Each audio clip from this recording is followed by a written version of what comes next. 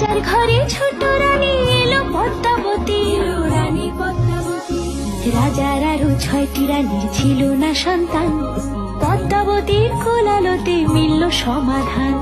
বছর যেতে জন্ম নিল 7 ছেলে 1 মেয়ে, হয় খুশির আকাশ হঠাৎ কালো মেঘে গেল ছেয়ে।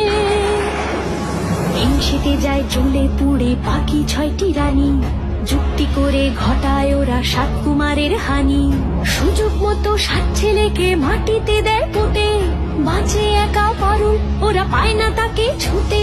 ধাইমা বাজায় সেই মেয়েকে বড় করে তোলে, 7 ভাইকে পায় যে পারুল 7টে চাপা ফুলে। এত কিছুর পরেও রাজার বিপদ যে কাটে না, সূর্য নগরে সুখের সূর্য আর ওঠে না। হিংসা বিবাদ বিচ্ছেদ আর প্রেমের কাহিনীতে পারুল বোন কি পারবে 7 ভাই চম্পাকে জাগাতে।